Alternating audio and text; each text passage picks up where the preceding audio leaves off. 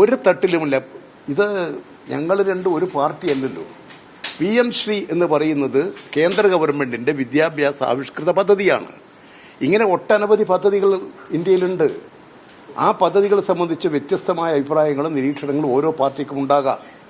അങ്ങനെയുള്ള അഭിപ്രായ വ്യത്യാസങ്ങൾ എന്തെങ്കിലും ഉണ്ടാകുന്നുണ്ടെങ്കിൽ അതെല്ലാം പരസ്പരം അങ്ങോട്ടും ഇങ്ങോട്ടും ചർച്ച ചെയ്ത് കാര്യങ്ങൾ മനസ്സിലാക്കി നല്ല ഐക്യത്തോടും നല്ല ഒന്നിച്ചുമുള്ളൊരു പ്രവർത്തനമാണ് കേരളത്തിലുള്ളത്.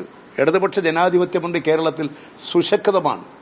ആ മുന്നണിയെ ദുർബലമാക്കാൻ ഏതെങ്കിലും തരത്തിലുള്ള വാർത്തകൾ എടുത്തിട്ട് ഈ മുന്നണിയെ ദുർബലപ്പെടുത്താൻ സാധിക്കും, ഈ മുന്നണിയിലെ പാർട്ടിക്കകത്ത് കുഴപ്പമുണ്ടാക്കാൻ സാധിക്കും എന്ന് ഇടതുപക്ഷ വിരോധികൾ ധരിക്കുന്നുണ്ടെങ്കിൽ അത് കേരളത്തിൽ നടപ്പിലാകാൻ വേണ്ടി പോകുന്നില്ല.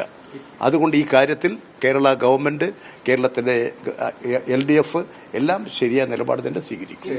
പദ്ധതിയിൽ നിന്ന് ഫണ്ട് സ്വീകരിക്കുമ്പോൾ സ്വാഭാവികമായിട്ടും കേന്ദ്ര സർക്കാരിന്റെ ഫണ്ട് അവരുടെ വിദ്യാഭ്യാസ നയം കേരളത്തിന് ഫോളോ ചെയ്യേണ്ടി വരുമോ? ഞാൻ പറഞ്ഞത് PM ശ്രീയിൽ മാത്രമല്ല, ഒട്ടനവധി കേന്ദ്ര ആവിഷ്കൃത പദ്ധതികളുണ്ട്. ആ കേന്ദ്ര ആവിഷ്കൃത പദ്ധതികളെല്ലാം സംസ്ഥാന ഗവൺമെന്റുകൾ പൊതുവായി ചർച്ച ചെയ്ത് എല്ലാ വകുപ്പുകളിലും ഇത്തരത്തിലുള്ള പദ്ധതികളുണ്ട്. ആ കാര്യങ്ങളെല്ലാം കേരള താൽപര്യങ്ങൾ, കേരളത്തിലെ ജനതയുടെ താൽപര്യങ്ങൾ സംരക്ഷിച്ചുകൊണ്ട് ഒരു നിലപാട് സ്വീകരിച്ച് പ്രവർത്തിക്കുന്ന ഗവൺമെന്റാണ് ഇവിടെയുള്ളത്. ആ നിലപാട് എല്ലാ കാര്യങ്ങളും സ്വീകരിക്കുന്നത്. ഏതെങ്കിലും ഒരു വിഷയത്തെക്കുറിച്ച് മുന്നണിയിലെ ഘടക പാർട്ടികൾക്കോ മറ്റുള്ളവർക്കോ അഭിപ്രായങ്ങളുണ്ടെങ്കിൽ അഭിപ്രായങ്ങൾ പറയൂ. അവർ തമ്മിലുള്ള വ്യത്യസ്തമായ അഭിപ്രായങ്ങളുണ്ടെങ്കിൽ ചർച്ച ചെയ്യും. ആ ചർച്ചയിലൂടെ പരിഹരിച്ചുകൊണ്ട് ശരിയായ നിലപാട് സ്വീകരിച്ചുകൊണ്ട് എല്ലാവരും യോജിച്ചുകൊണ്ട് പോകും. ശരിയായ നിലപാടെന്ന് പറയുമ്പോൾ അത് ഈ അംഗീകരിച്ചുകൊണ്ട് പോകുക എന്നുള്ളതാണ്, അല്ലെങ്കിൽ നടപ്പിലാക്കാതെ ഏതെങ്കിലും തരത്തിൽ അല്ല. PM ശ്രീ പദ്ധതിയെ സംബന്ധിച്ച് ഇപ്പോൾ നിങ്ങൾ ഉന്നയിക്കുന്ന പോലെ ചില അഭിപ്രായങ്ങൾ പുറത്തു വന്നത്, ആ അഭിപ്രായങ്ങളെല്ലാം പരസ്പരം ചർച്ച ചെയ്ത് പരസ്പരം മനസ്സിലാക്കി കൈകാര്യം ചെയ്തു പോകും. ഇത്തരമൊരു വിഷയത്തെ ഉയർത്തിപ്പിടിച്ച് ഇടതുപക്ഷ മുന്നണിയെ ദുർബലമാക്കാൻ കഴിയും എന്നാരും ധരിക്കരുത്. അത് സാധിക്കില്ല.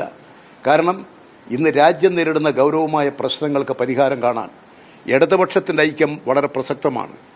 ഇപ്പോഴത്തെ സ്ഥിതി നിങ്ങൾ ആലോചിച്ച് നോക്ക്. ഈ കേന്ദ്ര ആവിഷ്കൃത പദ്ധതികൾ, ഈ PM ശ്രീ പദ്ധതി തന്നെ കോൺഗ്രസ് ഭരിക്കുന്ന എല്ലാ സംസ്ഥാനങ്ങളും നടപ്പിലാക്കിയില്ലേ? എല്ലാ സംസ്ഥാനങ്ങളും നടപ്പിലാക്കിയിട്ടുണ്ട്. എല്ലാ സംസ്ഥാനങ്ങൾക്കും കോൺഗ്രസിന്റെ എല്ലാ സംസ്ഥാനങ്ങളും നടപ്പിലാക്കിയ പദ്ധതി. പല പദ്ധതികളോടും പല സംസ്ഥാന ഗവൺമെന്റുകൾക്കും വ്യത്യസ്തമായ അഭിപ്രായങ്ങൾ ഉണ്ടാകും. അതായത് BJP ഇതര ഗവൺമെന്റുകൾ ഉള്ള സംസ്ഥാനങ്ങൾക്ക് വ്യത്യസ്ത അഭിപ്രായങ്ങളുണ്ടാകും. അത് പലതും ആ ഗവൺമെന്റുകളുമായി ചർച്ച ചെയ്ത് അവരെ പരിഹരിക്കേണ്ട വിഷയങ്ങളാണ്. കേരളത്തിന്റെ പ്രശ്നം കേരളത്തിലെ ഇടതുപക്ഷ ഗവൺമെന്റ് കാര്യങ്ങൾ പരിശോധിച്ച് ഈ കേരളത്തിന്റെ താല്പര്യങ്ങൾ സംരക്ഷിക്കുക എന്നുള്ളതാണ്, ജനതയുടെ താല്പര്യം സംരക്ഷിക്കുക എന്നുള്ളതാണ്. വിദ്യാഭ്യാസ രംഗത്ത് കേരളം ഉന്നത നിലവാരം വെച്ചു പുലർത്തുന്ന ഒരു സംസ്ഥാനമാണ്. ഏറ്റവും ഉന്നത വിദ്യാഭ്യാസ രംഗത്ത് പ്രശസ്തി നേടിക്കൊണ്ടിരിക്കുന്ന സംസ്ഥാനമാണ്. RSSന്റെ അജണ്ട നടപ്പിലാക്കാനൊന്നും കേരളത്തിൽ ഇടതുപക്ഷ ഗവൺമെന്റ് സമ്മതിക്കില്ല. ഇവിടെ കേരളത്തിൽ RSSന്റെ അജണ്ടയല്ല നടപ്പിലാക്കുന്നത്. ഇവിടെ കേരളത്തിന്റെ താല്പര്യം സംരക്ഷിക്കാനുള്ള പദ്ധതികൾ ആവിഷ്കരിച്ച് ഗവൺമെന്റ് പ്രവർത്തിച്ചുകൊണ്ടിരിക്കുന്നു.